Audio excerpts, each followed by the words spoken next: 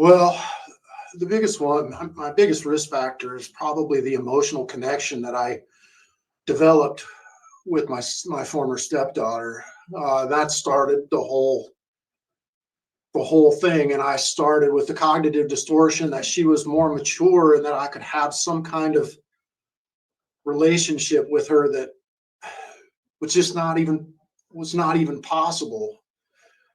And I would constantly even tell myself, "What are you doing? Why are you doing this?" And then I used the excuse that, "Oh, well, she's not telling me no. She's letting me do this." And that's just, I thought that, this is something that she actually wanted. It's Man from Columbus Junction faces multiple crime charges after documents indicate he was a teenager for more than 2 years. Now 53-year-old Lance Thomas faces charges including assault to commit abuse, indecent contact with a child, and 4 counts of lascivious conduct with a minor. Court documents indicate the abuse went from April 2019 to December of last year in Iowa City. His victim, a girl, ranged in age from 13 to 15 at that time. Now, you heard that correctly. And to add insult to injury, this Roach, he was only convicted, and yes, I say convicted because he went to trial. He was only convicted November 29th, 2023. It has been a year and 18 days since the jury found him guilty of what he did to his young stepchild. But somehow, before the ink is even dry, he is up for parole. Make it make sense. Now, there's a new parole board member in town. Do you think that maybe he can bring some justice to the Iowa parole system? Let's find out. Are you ready to get started? Sure, whenever you are. All right, why don't you start by giving us a brief but detailed explanation of the crime that you committed that led to you being in prison today? I actually abused my 13 to 15-year-old stepdaughter over a period of about 2 years. How detailed in that do you want me to be? We'll go into some questions about treatment later, but we just want kind of a broad overview to start with. How long had you been in her life at that time?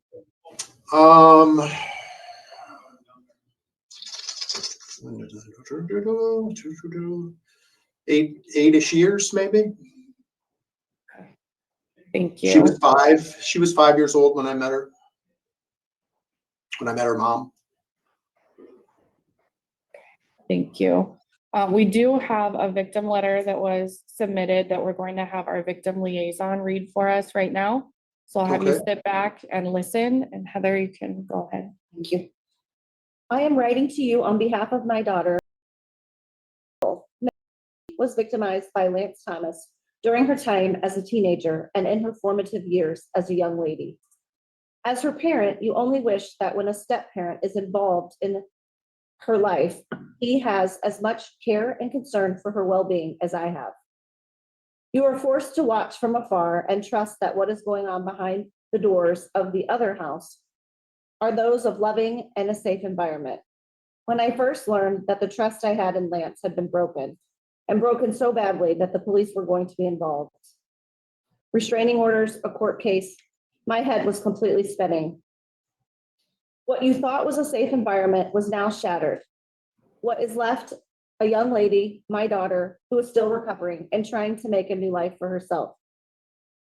She feels safe knowing that Lance is still in jail and has no way to try to confront her about her past and her future. She has comfort knowing that there is no way he can just show up at her door, follow her in her car, show up where she works, or harass her in any way. I know she is concerned that when he is released from jail, she will not feel the safety and freedom she enjoys today. Will she ever get rid of those feelings? I doubt it, but she is working on it.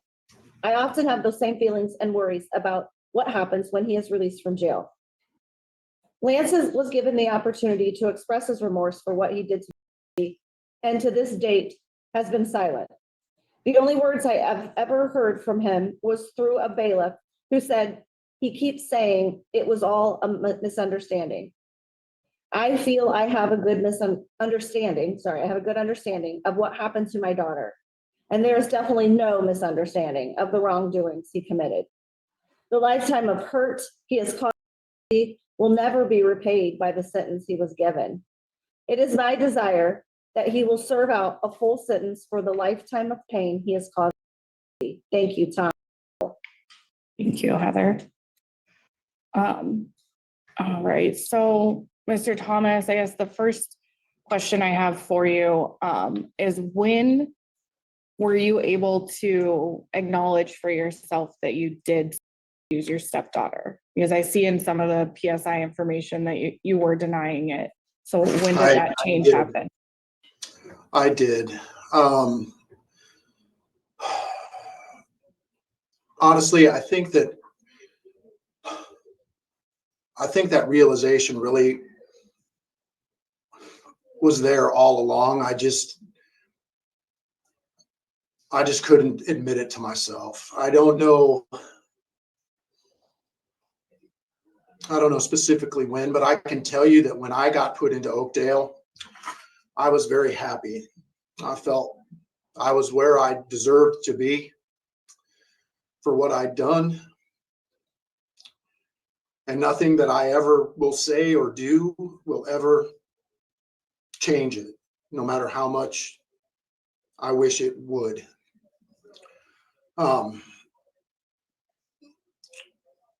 know you said we'd talk about treatment later, but honestly, that was one of the most wonderful things that has ever happened to me.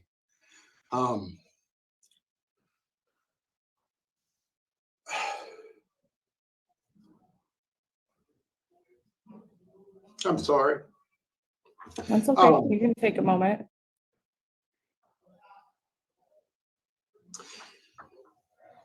If I could go back in time and change everything that happened, of course I would. Not because I'm incarcerated, but because that's not who I am. It's not who I was before. It's never been who I am.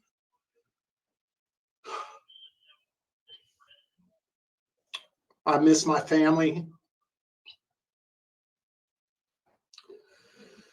But I will say that I've never tried to contact them, nor will I ever try. And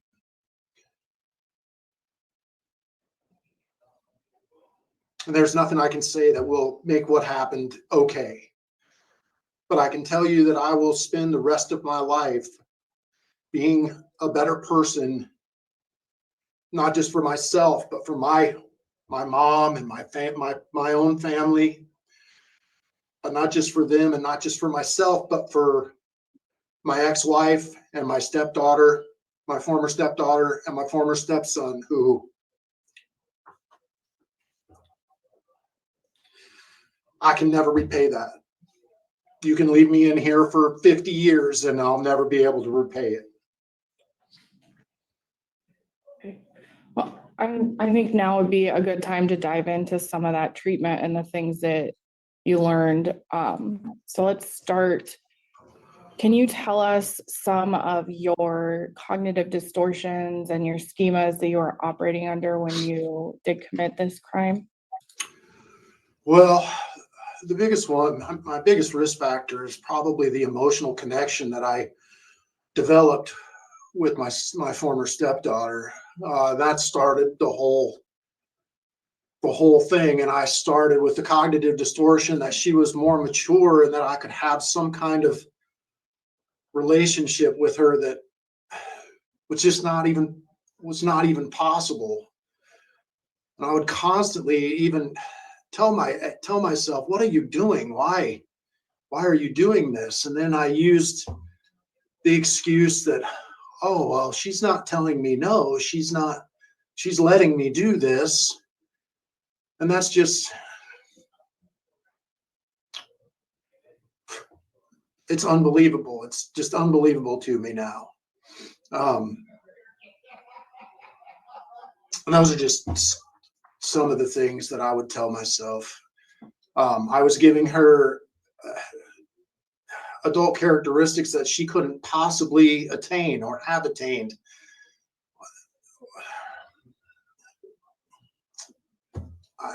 Beyond that, I thought that, this is something that she actually wanted. I had this all worked out in my head, what I should say, and that's all just kind of flown out of my mind. But there was no expectation that I had that she could have possibly been able to meet. So what did you No learn? consent that she could give. I'm sorry, go ahead. No, go ahead. I cut you off. There's no consent that she could give that would justify anything that I said or did to her or her mother for that matter. Anyway, I hope that answers your question. It did. Thank you. What did you learn in treatment about how to address, those distortions and schemas that you were talking about before they get to that point again? Well, the biggest thing I learned was how to identify them, because that thought process never even occurred to me at the time. Just the fact that I can identify them and I can use some self-talk is a good way to describe it, I guess, for myself to recognize and talk myself through situations like that. I'm going to use my support system extensively to make sure that I stay on the right path. And I had, from the time I was charged to the time I was sentenced, there was 2 years. And I worked for the city of Coralville at that time, and they were gracious enough to let me to continue to work. And I managed to go through that entire time without any kind of incident or any involvements with minor or anything even close to that. I basically did, I'd get up, I'd go to work, I'd come home. I got an apartment with my mother, who I gave some money out of my retirement, and we're in the process of buying a house. So we put a down payment on it. We close on that on the 9th of January. I don't know, I'm kind of being random, so I apologize.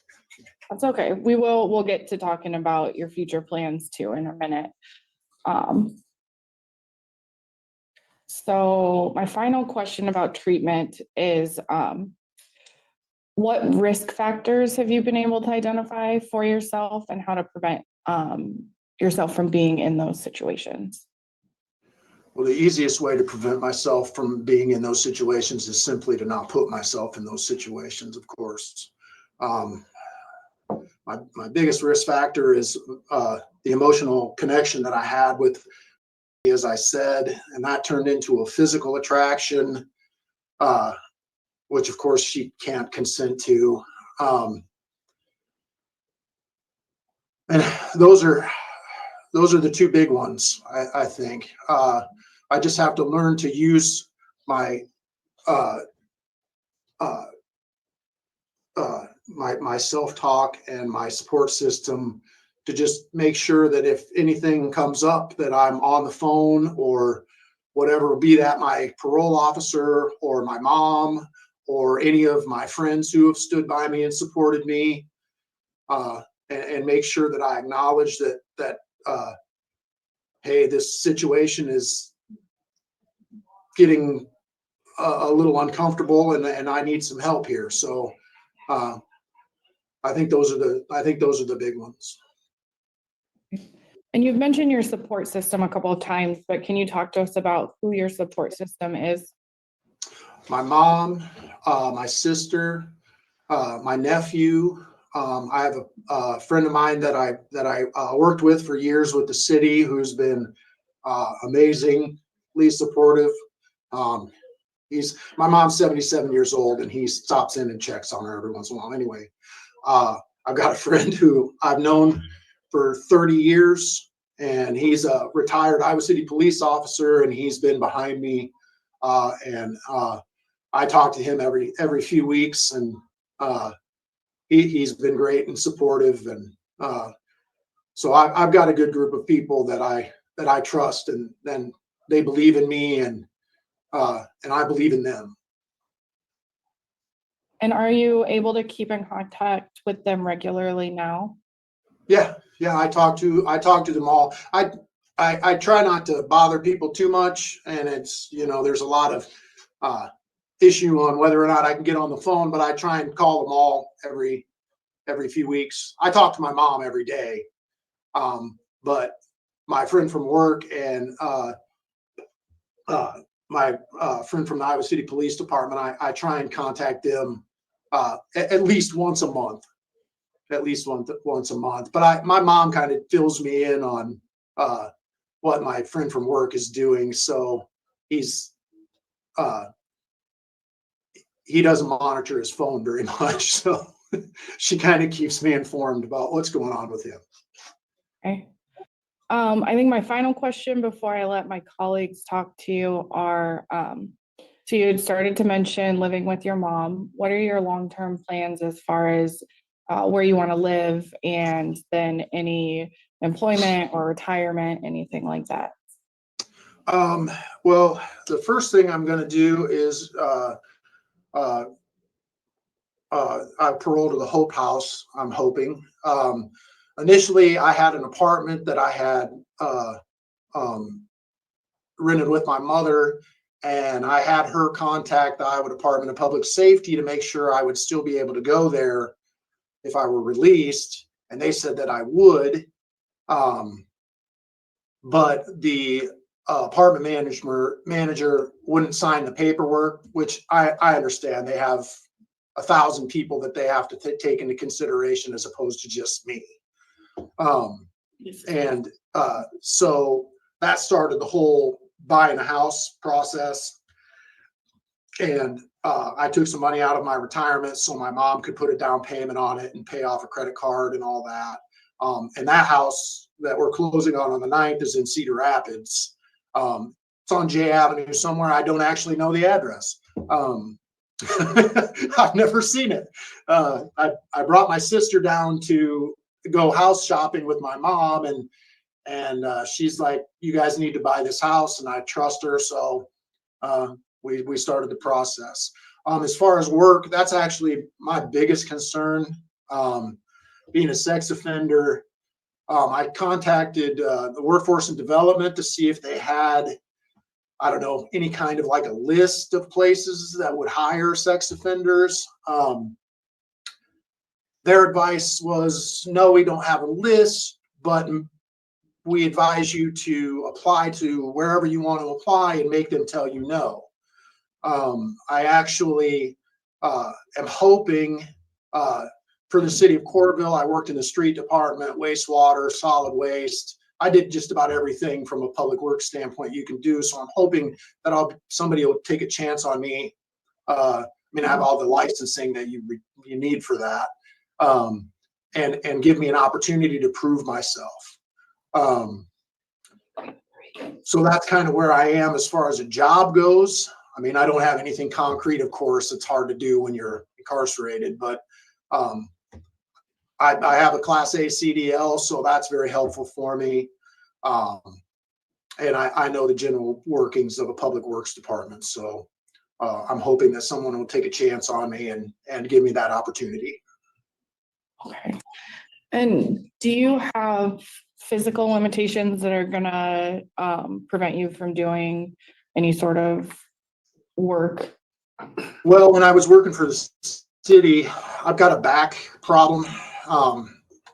It's been a recurring thing for years and years. It actually makes me sad that I can't talk to my ex-wife, because I could have really used her advice. She worked for a medical device company, and they kind of do that sort of thing. And she told me that I would be the perfect recipient of their treatment, of their surgery. And I wish I could talk to her about that, but obviously I can't. So that is a concern. I've looked into potentially getting disability, but I don't really want to do that. For the city, the last year and a half that I worked for the city of Coralville, I was the garbage truck driver. So we had automated garbage truck. So that was helpful, and they were gracious enough again to let me do that because of my limitations. So if I can get a similar kind of position, I will happily work. And I don't know that much about the disability process, so I don't know. I don't know. I know that's a no to say, but I actually have, I don't know how to progress through that. Well, going into the 6th, they have quite a few resources, so they'll be able to help you figure out appropriate jobs. And most places, most work releases, if you're able to work, they'll get you set up with something. So I'm gonna see if either of my colleagues have any questions for you. Dana? You were very thorough. I just have one. You talked about the support system. You talked about mom, sister, brother, or nephew. And you said, obviously mom's 77, right? Right. Is there anything that you've considered beyond just family members who are there for you and support you? Anything on a more professional level to help you adapt, if you're put at work release or back into the community? Well, I fully intend to, and the city of Coralville, again, they were magnificent to me.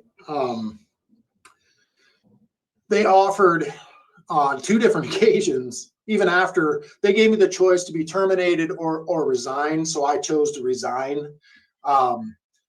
But they offered to pay for 6 therapy sessions, even after I resigned. I fully intend to, now I don't expect them to pay for it, but it's just part of the story. I fully intend to invest in therapy as soon as I can afford it, and to make sure that nothing like this ever happens again. Whatever it takes. That's all I had. Okay, James, any questions? No, you were pretty thorough, and the follow-up question that Dana had, I reserve and no questions. Okay. All right. So Mr. Thomas, now is your time to tell us anything else that you'd like for us to know, or anything that you might have prepared for us today. I didn't prepare anything. I didn't really know anything about this process. I mean, I knew generally what questions you would ask, and mentally I had prepared answers for all those, but I feel like I failed miserably, to be honest. I understand Tom's concerns. I wish nothing but the best for my former family. I hope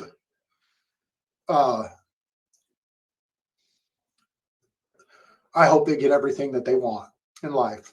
They deserve it. And I'm so proud of my stepkids, my former stepkids.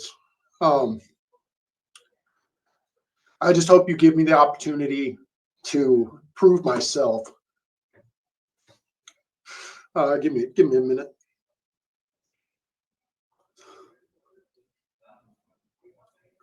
I won't let you down.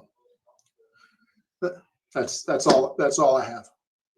All right, thank you. We'll have you sit back, listen. We'll let you know what our decision is. James or Dana, what are your thoughts on, so this would be a recommendation of parole with a 10B to start at the work release. Or you can go first. Okay. I'm going to support this recommendation for parole with the 10B. We are looking at, this was a short sentence, and I understand the victim's concerns and that it's never going to feel for them like enough time has been served, but we are looking at a TDD in September of next year before he transitions to his, some of his special sentences. And so with that time left, with the successful completion of SOTP, his SOTIPS is low, which is important. I think that it's appropriate to transition to the work release now. So as far as coding, I'd be looking at that. Like I said, the 10B to begin at work release. There'll be internet restrictions, no early discharge, no contact with minors unless approved.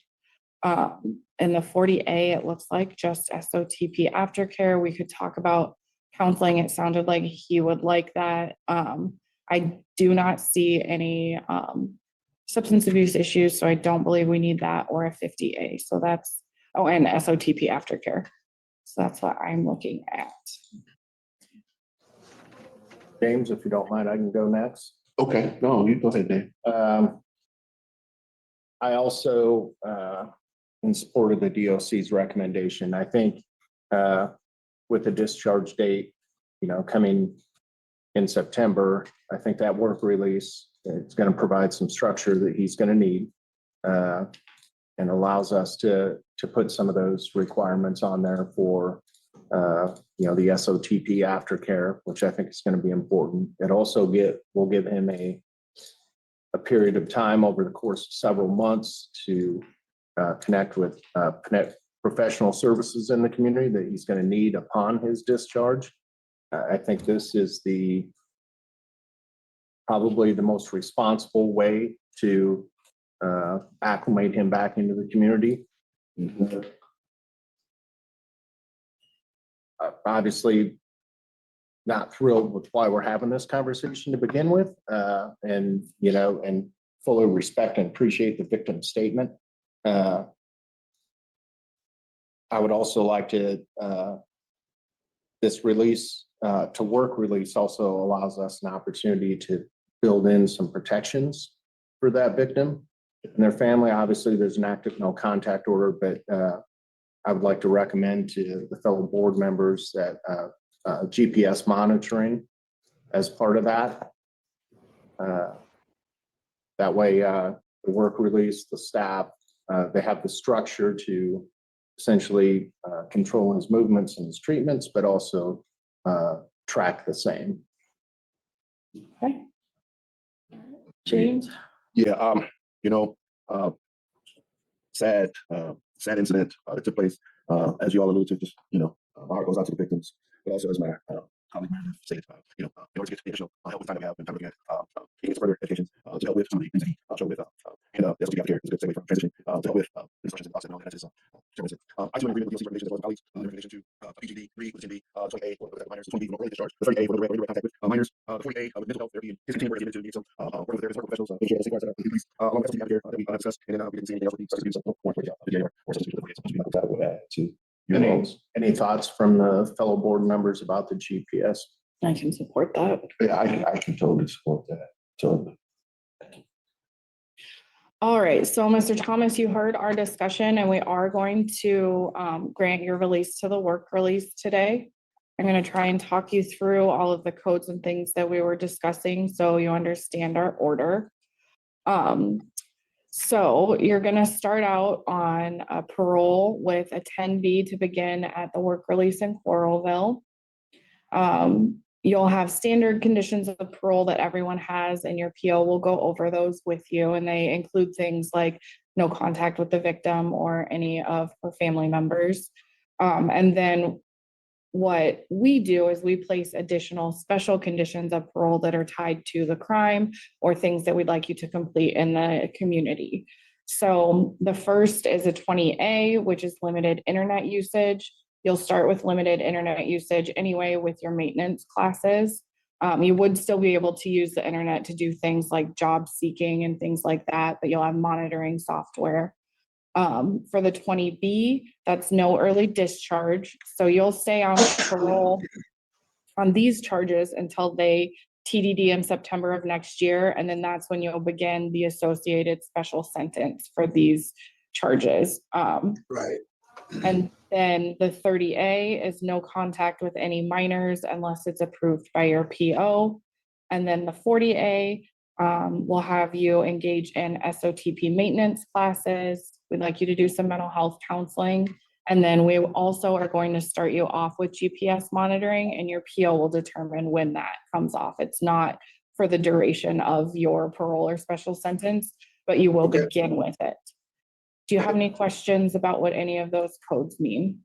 Nope, you answered the only question I had, and that was with the GPS and how long. It will That doesn't even really matter. I was just curious. it'll be I'm happy based to do that. on your progress in maintenance classes, following the rules, everything like that. But your PO will determine when you're ready. Okay, thank All you right, so well, much. Thank you for your time today, and that concludes our interview. All right, thank you, guys. Thank you so much. Have a great day. Good luck, Mr. Thomas. Thank you.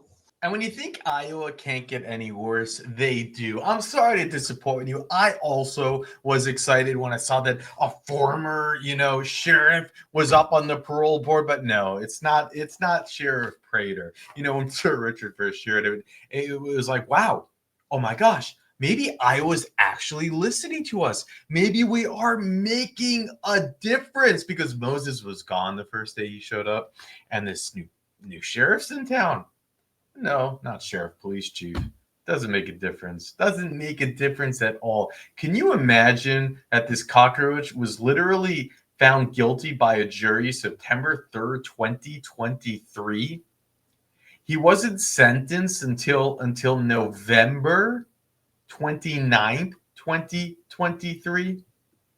This parole hearing date took place December 19th, 2024. The ink has not even dried. How is it possible? Am I confused? Do I not understand what's going on? Am I missing something?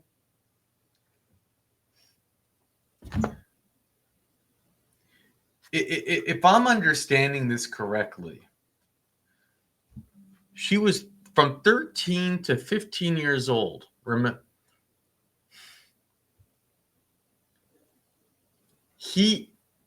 the charges weren't brought up. Arrested until since 2019. Arrested. This was written February 15, 2022. She's probably still a child. He doesn't plead guilty. There's no excuses here. He goes to trial. He makes her get up on the stand. A jury finds him guilty. A judge sentences him.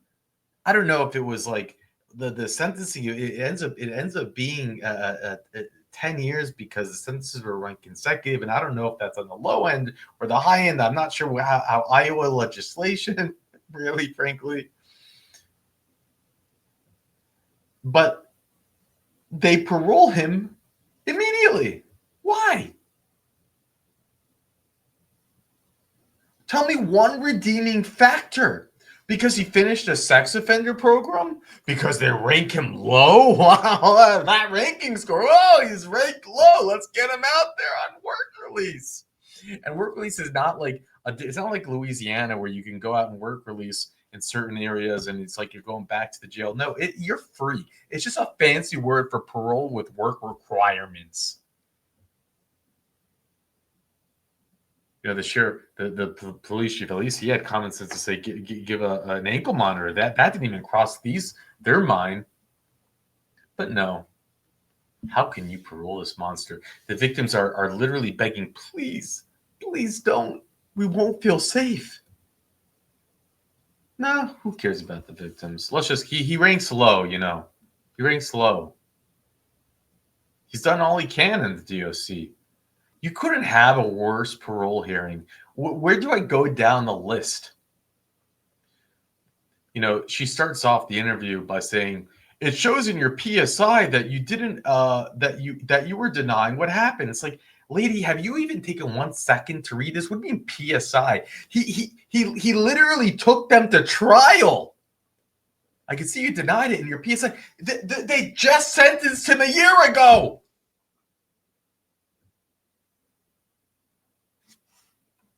Of course he's denying it. PSI.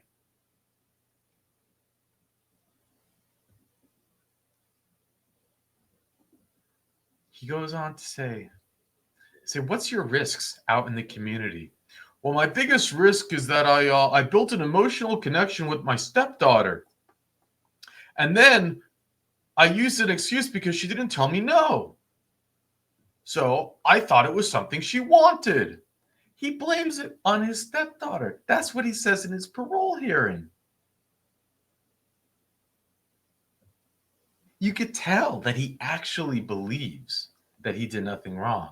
He believes it. He surrounds himself by you. When you hear that is his buddy, a former police officer, that's great. Retired police officer supporting him. His biggest risk factor is that he was having an emotional connection with his stepdaughter and that he turned it into a physical one, which of course you can't consent to. Remember, he learned that in sex offender program. Oh, you have to add that in there. He says, it's funny when he has a like Freudian slip or weird creepy slip when they say when they ask him about how he knew the stepdaughter, and he says, oh well, I met her when she was 5. I mean I met her mother. Keep in mind, for any of you who watch this, well, how did that he stalked mom for the access to her kids. He knew exactly what he wanted when he met her. He was grooming this child since the age of 5. It doesn't just happen. I can read to you the details. It's not much because it's just a child. It's written on some like local like radio channel website. Nothing major because again, it's just a child. Look at this. KCJJ 1630 and 99 plus. That's the only website that covers it. The local news. A Louisiana county man has been found guilty of charges that he had indecent contact with a teenage Iowa girl. They have to write it that way, right? Because they don't, and keep in mind too, on that note, they're doing everything to protect her privacy. This Iowa parole board, they don't modify the letter that the victim advocate reads. They mention the victim's name about 14 times. And I know that because I had to edit it out each time. And they know this is being broadcasted to the public, but that just shows how much they care. And they allowed this roach to mention his name. At least that's one thing in Connecticut that they do right. They make sure that these names are not mentioned.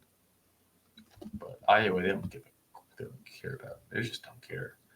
A jury reached a guilty verdict, in this case, a 53-year-old who was accused of having inappropriate contact on multiple occasions in 2021 with a girl who was between the age of 13 and 15. The victim told investigators that on different occasions, Thomas would inappropriately touch her and that at some occasions he would climb into the bed with her. Witnesses reporting seeing Thomas in the bed with the girl on multiple occasions. What there were witnesses. And the girl's mother reported that on one occasion she pulled the sheets off and noticed Thomas with a semi-erection.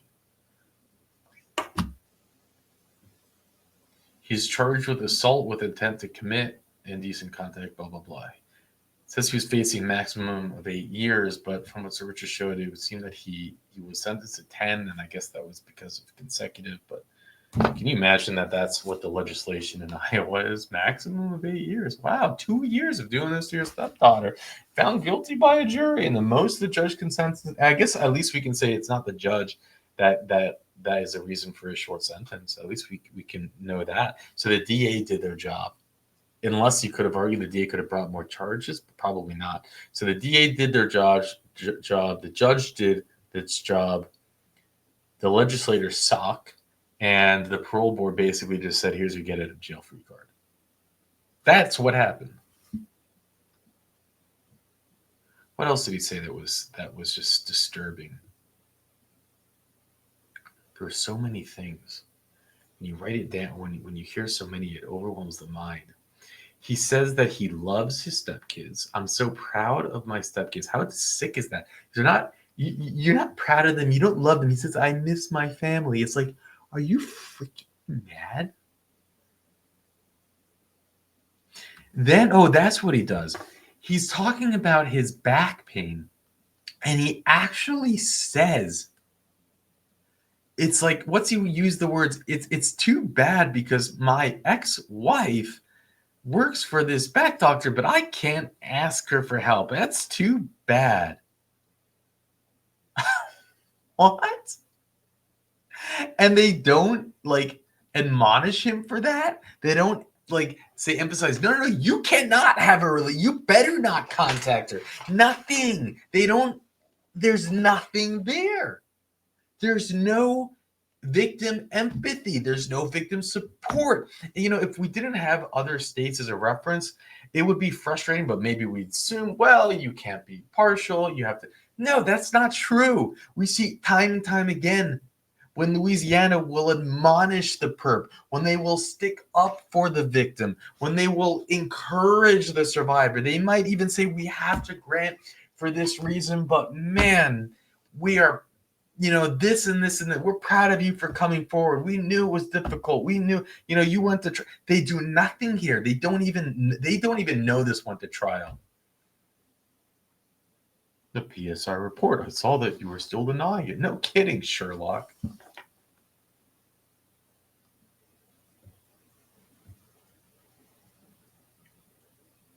They said, what are you going to do? What are you going to do to prevent this in the future? Well, I'll call my friends when I feel a situation is getting uncomfortable. Again, that's him believing that it was her, stating that it's her fault. The situation's getting uncomfortable. Not he is grooming a girl and essaying her. No, but the situation is getting uncomfortable. Clown.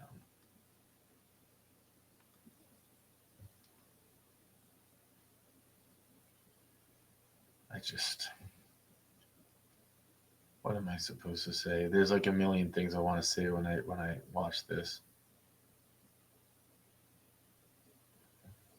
He does the fake cry. Oh my God. Like, we have seen many fake cries. This was like, actually, this probably is on top of the list. He says, hold on. It's like,